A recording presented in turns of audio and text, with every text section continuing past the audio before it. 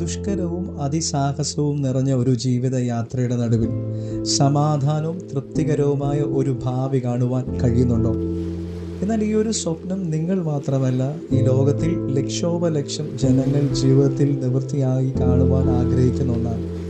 മിസ്രൈമിൽ നിന്ന് യാത്ര ആരംഭിച്ച വാഗ്ദത്ത നാട്ടിലേക്ക് പ്രവേശിക്കുവാൻ സജ്ജരായിക്കൊണ്ടിരുന്ന ജനത്തിൻ്റെ നടുവിൽ ഇതാ ഒരു ദൈവശബ്ദം: നിങ്ങളെ തന്നെ ശുദ്ധീകരിപ്പിൻ, യഹോവ നാളെ നിങ്ങളുടെ ഇടയിൽ അതിശയം പ്രവർത്തിക്കും.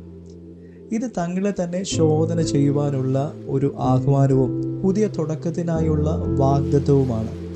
മുൻപോട്ടുള്ള ജീവിതയാത്രയിൽ തയ്യാറെടുപ്പും സമർപ്പണവും വളരെ പ്രധാനമാണ്. നമ്മുടെ മനസ്സിനെയും നമ്മുടെ ഹൃദയത്തെയും ആത്മാവിനെയും ഒരുക്കുവാൻ സമയം കണ്ടെത്തണം. ഇതിനായി നാം ഒരുങ്ങുമ്പോൾ ഒരു വലിയ പരിവർത്തനം നമ്മുടെ അവസ്ഥകളിൽ സംഭവിക്കുന്നു. ദൈവ സാന്നിധ്യം മുഴുവനായി നമ്മെ മാറ്റുന്നു.